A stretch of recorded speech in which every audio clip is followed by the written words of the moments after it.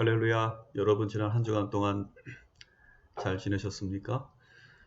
저의 이런 인사가 적절하지 않다는 것을 너무나도 잘 알고 있습니다.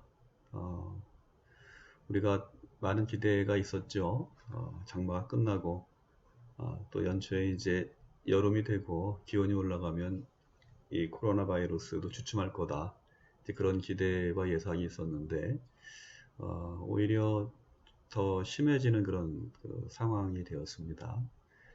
뭐 일반 그 교회, 지역 교회에서는 그동안 그래도 이제 그 평소와 다름없는 그런 예배가 다 회복이 되었고, 또 방역을 철저히 하면서 몇 주 동안 또 이렇게 예배를 잘 드리고 또 교회의 관리와 운영이 잘 되었기 때문에 큰 걱정을 하지는 않았습니다만, 이번에 또 뜻하지 않게 그 바이러스가 또 확산되고 또 대확산이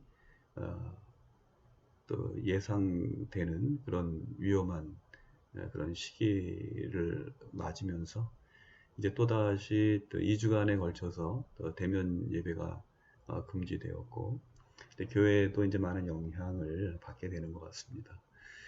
사실 그동안에 일반 교회에서 예배가 재개 되었기 때문에 이제 병원 교회도 예배를 드릴 수 있을 거라는 그런 기대가 있었는데요.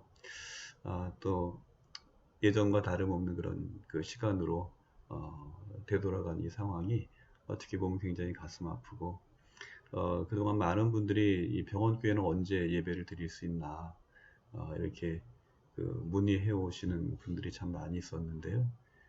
이제 또 뭐 안타깝게 또 이 상황이 또 연장이 되는 것 같아서 좀 미안한 마음도 있고, 또 다만 이제 저희들이 이 온라인을 통해서 또 예배를 또 드릴 수 있는 것으로도 또 감사해야 되는 그런 상황이 아닌가, 또 그런 생각을 해보게 됩니다. 또 안타까움이 많이 있지만 기독교의 역사를 살펴보면 제가 누누이 말씀드립니다만, 이 기독교의 역사는 언택트와 뉴노멀 시대를 통해서 더욱더 단단해지고 또 성장한 그런 역사를 가지고 있기 때문에 이번 이 코로나 사태를 통해서도 교회는 더욱더 미래지향적이고 건강하게 또 발전할 수 있을 것이다. 이제 그런 희망찬 그런 예상을 해봅니다. 사실 성경에 기록된 그 배경도 우리가 살펴보면 이 언택트와 뉴노멀과 밀접한 관련이 있어요. 여러분 잘 아시겠지만 남북 이스라엘이 멸망을 하고 이제 바벨론에서 포로 생활을 하면서 그들이 성전 중심으로 생활하던 사람들이 성전 밖으로 이제 밀려났을 때 그 충격은 뭐 말로 다 할 수 없는 것이었죠. 그럼에도 불구하고 그들은 있는 곳에서 회당을 짓고 거기에서 이제 말씀을 전하고, 또 무엇보다도 이 말을 통해서 전해졌던 그런 그 하나님의 말씀이 이제 문자로 기록되게 된 그 결정적인 계기가 바로 성전을 떠난 디아스포라 유대인들로부터 이제 시작되었다는 것은 분명한 기독교의 역사이고요. 또 신약 성경도 마찬가지죠. 이제 초대교회를 살았던 분들은 이 급격한 그 종말론적인 그런 사상을 가지고 있었죠. 그래서 곧 예수님께서 재림하실 것이다, 이제 그런 기대가 있었지만, 재림이 지연되면서 이제 1세대 그리스도인들이 이제 세상을 떠나는 그런 일들이 있었고, 또 순교와 박해가 또 심각해졌고, 또 사도 바울 같은 경우에는 감옥에 갇히게 되면서 직접적으로 이렇게 평상시와 같이 복음을 전하고 그들을 목회적으로 양육할 수 없는 그런 상황 가운데에서 이제 서신을 통해서 또 편지를 통해서 이제 신앙적인 그런 양육을 하게 되었던 것이 이제 성경으로 기록이 되어서 정말 많은 사람들을 바른 길로 돌아오게 하는 그런 신구약 성서로 이렇게 정착되지 않았습니까? 그래서 이 기독교는 그야말로 언택트한 노말의 시대 속에서도 계속해서 성장해 왔고 거기에 깊은 뿌리를 두어 있습니다. 그렇기 때문에 지금 비록 코로나 바이러스로 인해서 굉장히 힘든 그런 시련의 시기를 지내고 있지만 우리 기독교는 또 기도하는 가운데 또 하나님의 섭리 가운데에서 이 어려운 시간들을 또 잘 이겨내고 더욱더 성숙한 그런 우리 주님의 몸된 교회로 또 발전할 것이라고 믿어 의심치 않습니다. 오늘은 격변하는 시대 속의 하나님이라는 제목으로 함께 은혜 나누고자 하는데요. 오늘 함께 나눌 본문의 말씀은 출애굽기 2장 1절에서 10절에 있는 말씀입니다.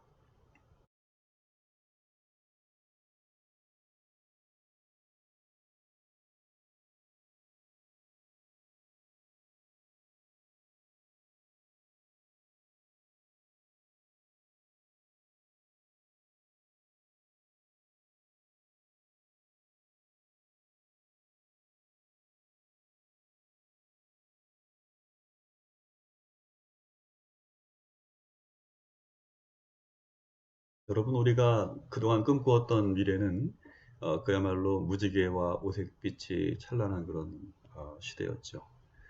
많은 사람들이 특별히 이제 한국이 IT가 이제 급격하게 빠르게 발전하면서 그야말로 우리가 어린 시절 SF 공상 만화에서 보았던 그런 시대, 이제 그런 아름답고 또 어떤 희망이 가득한 그런 미래를 꿈꾸어 왔던 것이 사실입니다. 무엇보다도 의생명과학의 발달로 인해서 우리가 뭐 웰빙에 대한 그런 얘기들 많이 했죠. 9988 뭐 이런 얘기도 있죠. 99세까지 팔팔하게 살다가 이제 2, 3일만 앓고 죽었으면 좋겠다. 이제 그런 이야기들 많이 했어요. 그러던 것이 이제는 그걸 넘어섰죠. 뭐 성경에 기록한 대로 120세까지 너꾸니 살겠다. 이제 많은 사람들이 그런 생각들을 했죠. 경제도 점점 좋아질 것이고 삶의 질에 대한 그런 기대도 굉장히 높아져만 갔죠. 그러나 작금의 현실은 많이 변해야 되었죠. 그야말로 격변하는 그런 시대를 우리는 살고 있습니다. 구체적으로는 뭐 코로나 바이러스로 인해서 굉장히 심각한 그런 상황을 맞고 있고요. 또 국내적으로는 부동산 문제가 또 굉장히 심각합니다. 요즘에 뭐 영끌이라는 말이 생겼어요. 영혼을 끌어서라도 대출을 받아서 집을 사야 된다. 지금 집 사지 못하면 못 산다. 이제 그런 위기가 닥치면서 부동산 가격이 뭐 천정부지로 올라가고 있고요. 그러다 보니까 이제 서민들은 뭐 전세와 월세, 살아가는 이 비용을 어떻게 마련할까? 뭐 너무 빠르게 오르고 있고, 그리고 이제 뭐 부동산 문제로 인해서 전세 물건이 줄어드는 그런 상황이기 때문에 이제 또 집을 나오면 또 가야 될 집이 없고 굉장히 심각한 그런 문제들이 벌어지고 있는 거죠. 또 이번에 우리가 다 경험했습니다만 이 기후 변화로 인해서 굉장히 많은 그런 수해를 당했죠. 그야말로 생명도 죽어도 이제 불안한 그야말로 격변의 시대를 우리가 맞고 있습니다. 지난주에 외신을 보니까 빌 게이츠가 그런 전망을 했더라고요. 코로나로 인해서 앞으로 100만 명 이상은 더 희생될 것이다. 그렇게 이제 어떻게 생각하면 비극적인 전망이죠. 그런 전망을 하면서 빨라야 내년 말이나 돼야 이제 코로나 바이러스로 인한 사태가 종식이 되지 않을까 하는 그런 우울한 그런 전망을 내놓은 것을 보았습니다. 근데 뭐 사태가 이렇게 되자 가장 민감한 것은 경제죠. 세계 경제가 침체되고 그야말로 뭐 더블딥이 올 가능성도 있다. 또 이제 2차 팬데믹이 뭐 지구 전 곳곳에서 그렇게 발생하고 있고, 우리나라도 뭐 지난주를 기점으로 확진자가 이제 폭발적으로 증가하는 그런 추세를 저희들이 맞고 있습니다. 그야말로 위기를 입에 달고 살 수밖에 없는 이런 격변의 시대를 맞고 있는데요. 그러면 이러한 그 시대를 살아가는 그리스도인들에게 하나님께서 성경을 통해서 우리들에게 주시는 그런 메시지는 무엇일까? 우리가 생각해 보지 않을 수 없습니다. 시편 46편에 보면 그 고라 자손의 시가 거기에 기록되어 있는데요. 그는 이렇게 노래합니다. 하나님은 우리의 피난처시요 힘이시니 환난 중에 만날 큰 도움이시라. 그러므로 땅이 변하든지 산이 흔들려 바다 가운데 빠지든지 바닷물이 솟아나고 뛰놀든지 그것이 넘침으로 산이 흔들릴지라도 우리는 두려워하지 아니하리로다. 하나님이 그 성중에 계심에 성이 흔들리지 아니할 것이라. 새벽에 하나님이 도우시리로다. 이처럼 성경은 땅이 변하고 산이 흔들리고 바닷물이 흘러 넘치고 뛰놀고 산이 흔들리는 그런 전 지구적인 위기 속에서도 하나님이 우리와 함께 하심을 믿고 또 하나님의 도우심과 인도하심 안에서 살아야 한다고 그렇게 가르쳐주고 있습니다. 여러분, 왜 그렇습니까? 우리의 그 고난 한가운데서도 하나님은 여전히 역사의 주인이시고 우리를 향한 특별한 구원의 계획을 가지고 계시기 때문입니다. 오늘 우리는 구약성경 출애굽기 말씀을 읽었는데요. 오늘 우리가 함께 읽은 이 말씀은 우리에게 잘 알려진 모세의 탄생과 관련된 이야기로서 한 세대의 그 격변의 그런 시기, 격변의 바람이 불어올 때 한 가정과 또 한 민족의 어떠한 비극적인 일이 닥치는가에 대한 그런 이야기입니다. 그리고 동시에 그러한 격변의 시대 속에서 하나님은 과연 그 백성을 어떻게 돌보시고 구원하시는가 라고 하는 신정론적인 질문에 대한 답이라고 말할 수 있겠습니다. 또한 이 이야기는 오늘 격변의 시대를 살아가는 우리 그리스도인들이 당면한 그 위기와 그 고난을 어떻게 극복할 수 있는가에 대한 그런 메시지이기도 합니다. 요셉을 알지 못하는 왕의 등장으로 시작되는 이 출애굽 이야기는 그야말로 시대가 바뀌었음을 암시하는 거죠. 다시 말해서 격변의 시대가 도래했다는 것입니다. 그런데 새로운 왕이 요셉을 알지 못했다는 것은 그것은 어떻게 보면 말이 안 되는 이야기죠. 요셉이 어떤 인물이길래 요셉을 잊을 수 있겠습니까? 그래서 그가 요셉을 알지 못했다라고 하는 것은 이 새로운 왕이 역사에 대한 이해가 없다는 이야기가 아니라 의도적으로 요셉의 공적을 무시했다는 이야기입니다. 다시 말해서 자기의 왕권을 강화하기 위한 그런 노력의 일환이었던 것이죠. 결국 그의 야심은 어떻게 됩니까? 여러분 잘 아시는 것처럼 이스라엘 백성으로 하여금 엄청난 시련과 비극적인 상황을 겪게 하는 거죠. 강제로 노역을 시키고 또 그들의 생계를 위협하고 또 애꿎은 어린 생명들이 희생당하게 되는 그런 비참한 상황이 펼쳐지게 되는 것입니다. 그런데 이 새로운 왕이 등장함으로써 이스라엘이 처하게 된 이런 비극은 오늘날 우리가 맞고 있는 이 시대와 다르지 않다는 거예요. 이 코로나 바이러스와 또 기후변화로 인한 거듭된 수해, 그리고 경기 침체와 생계의 문제, 또 부동산 위기, 또 사상 최고의 출산율 저하라고 하는 젊은이들의 희망이 사라져가고 출산율이 저하되는 이런 심각한 위기에 처해 있는 오늘 우리 현 시대를 살아가는 사람들의 그런 탄식과 맞닿아 있다는 것입니다. 여러분, 왜 제가 이런 얘기를 할까요?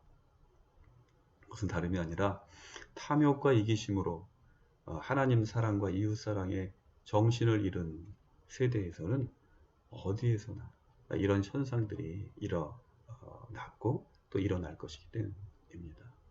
그런데 문제는 이런 현상이 시간이 가면 갈수록 더욱 심화되고 있다는 사실입니다. 또 그렇게 될 것이고요. 그런 가운데에서 정말 소외되는 그런 많은 사람들이 있죠. 서민들, 특별히 이 서민들의 시련과 한숨은 깊어져 갈 수밖에 없는 거죠. 여러분, 그러면 이런 격변하는 시대의 엄혹함 속에서 탄식이 그치지 않는 이런 시간들을 우리가 맞고 있는데요. 그러면 이런 시대에 하나님은 과연 어디에 계실까요? 오늘 이스라엘을 위하여 모세의 탄생을 준비하시는 하나님의 구원의 드라마, 한편의 드라마와 같죠. 이 구원의 드라마는 그래서 우리들에게 더욱 깊은 그런 뜻을 갖고 있는 것입니다. 여러분, 그러면 이스라엘을 위한 하나님의 구원의 사역은 어디에서부터 시작되었을까요? 물론 먼저는 그 백성을 향한 하나님의 사랑으로부터 시작되었습니다. 그러나 동시에 하나님의 구원은 생명이 경시되고 권력과 재물에 집착해서 출세에 편승하는 그런 매정한 사회적인 분위기 속에서도 한 생명을 귀하게 여기는 사람들로부터 시작되었다는 것입니다. 구체적으로는 산의 아이를 낳으면 죽이라고 하는 그런 왕의 지엄한 명령을 거부한 사람들이 있었죠. 바로 여인들의 출산을 돕는 그런 산파들이 있었고요. 또 자식을 낳으면 또 죽이라고 하는 그 명령 때문에 그렇게 해야 되지만 차마 죽임에 내어줄 수 없어서 몰래 자기들의 생명을 걸고 몰래 숨겨서 키워온 그런 혈육들이 또 있었고요. 갈대 상자에 넣어져서 물에 떠내려온 이 아이가 누군지 뻔히 아는 거죠. 그럼에도 불구하고 그 아이를 건져서 사랑으로 양육한 그런 애굽의 공주가 있었던 것이죠. 이런 선한 사람들의 마음과 마음이 하늘에 닿아서 그 격변하는 시대의 엄혹함 속에서도 한 생명을 살리고 나라를 살리고 인류를 살리는 그 아름다운 구원의 이야기는 바로 완성된 것입니다. 여러분, 하나님께서 가장 기뻐하시는 것이 무엇입니까? 그것은 바로 한 생명이죠. 그래서 예수님께서 뭐라고 말씀하셨어요? 한 생명이 천하보다 귀하다 이렇게 말씀을 하셨죠. 여러분, 그런데 오늘 격변하는 이 시대 속에서도 마찬가지라는 거예요. 이처럼 한 생명을 사랑하는 마음과 마음이 놓일 때 이와 같은 놀라운 구원의 드라마는 재현될 수 있다는 것입니다. 저는 지난주에 한 기사를 보았는데요. 오랫동안 노숙인들에게 식사를 제공했던 그 따뜻한 밥 한 끼를 제공해 주었던 그런 공동체와 관련된 그런 이야기였습니다. 이 공동체는 이번에 코로나 바이러스 확산에 따른 그런 위험 방지를 위한 정부의 많은 시책들이 있었죠. 그 시책에 따라서 불가피하게 이 시설을 잠정적으로 폐쇄하게 되었다는 거예요. 그 바람에 애국계도 그곳에서 하루 식사를 하루 한 끼 그냥 간신히 먹는 거죠. 그 식사를 제공받던 노숙인들이 식사를 못하게 되는 안타까운 상황이 벌어졌다는 그런 기사였습니다. 참으로 안타깝고 가슴 아픈 일이죠. 그런데 이 일의 배경 중에는 일부 기독교인들의 책임을 피할 수 없는 그런 없다는 그런 사실이에요. 그러니까 정말 그런 일들이 마냥 우리의 마음을 아프게 하고 또 뼈를 때리는 그런 이야기인 거죠. 세상을 염려하고 세상을 위해서 기도해야 될 그런 기독교가 오히려 세상의 걱정과 염려거리가 되었다는 거예요. 뿐만 아니라 더 나아가서는 구체적으로 이런저런 피해를 주고 있다는 사실이 그야말로 가슴을 아리게 하고 답답하게만 합니다.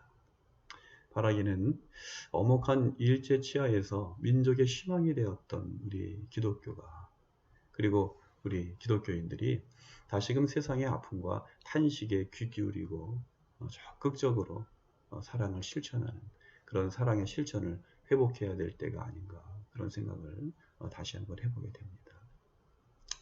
하나님은 말씀하십니다. 오늘 우리가 함께 읽은 말씀, 그 뒤에 3장에 나오는 말씀인데요. 이런 말씀을 하셨어요. 내가 애굽에 있는 내 백성의 고통을 분명히 보고 그들의 감독자로 말미암아 부르짖음을 듣고 그 근심을 알고 내가 내려가서 그들을 애굽인의 손에서 건져내고 그들을 그 땅에서 인도하려 하노라. 출애굽기 3장 7절과 8절에 있는 말씀입니다. 이 말씀은 떨기나무 가운데에서 모세를 부르신 하나님이 그에게 주신 말씀이죠. 그런데 이 말씀에는 사람들의 고통을 보고 그냥 흘려버리지 않는 마음, 또 학대당하는 사람들의 부르짖음을 외면하지 않는 마음, 근심으로 한탄하는 사람들의 마음을 헤아리고 손을 내밀어서 그들을 건져내려는 마음, 그런 마음이 바로 생명을 살리는 마음이요, 그런 마음이 있는 곳이 바로 하나님이 함께 계시는 곳이라는 사실을 알려주는 것만 같아서 다시금 희망의 꿈을 굳게 붙잡게 합니다. 마가복음 7장 31절에는요, 예수님께서 귀먹고 말 더듬는 사람을 치료하신 그런 기사가 기록되어 있는데요. 예수님께서 그 사람을 치료하는 그런 그 과정이 굉장히 흥미롭습니다. 예수님께서 어떻게 치료를 하셨냐면 그 사람을 따로 데리고 무리를 떠나셔서 이제 단둘이 이제 있는 거죠. 거기에서 예수님께서 손가락을 그의 양귀에 넣으시고 그 침을 뱉어서 그의 혀에 손을 대시고, 그 다음이 중요합니다. 예수님께서 어떻게 하셨냐면 하늘을 우러러 탄식하시면서 그에게 에바다 이렇게 말씀하셨다는 거예요. 하늘을 우러러서 탄식하시고 에바다 하시니, 그 에바다의 뜻은 뭐라고요? 열려라, 그런 뜻이죠. 그러자 그의 귀가 열리고 혀가 풀려서 말을 또렷하게 할 수 있게 되었다는 거예요. 여러분이 귀먹고 말 더듬는 사람을 치료한 그 힘, 능력, 그것은 무엇으로부터 비롯되었습니까?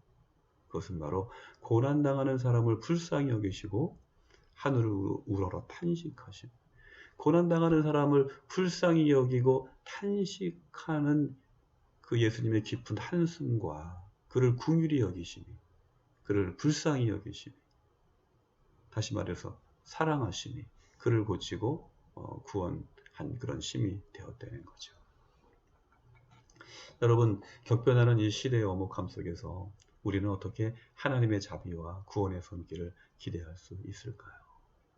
그런 면에서 오늘 우리가 함께 읽은 이 모세의 이야기는 그 백성의 고통을 보시고 부르짖음을 들으시고 근심을 헤아리시고 구원하시려고 인간의 모습으로 이 땅에 내려오신 예수님을 통해서 오늘도 계속되어 우리 한 사람 한 사람을 모세를 구한 그 나일강으로 초대하고 있다는 것입니다. 여러분, 바라기는 이 생명의 강가로, 은혜의 강가로 나아가는 여러분들이 되시기를 주님의 이름으로 축복합니다.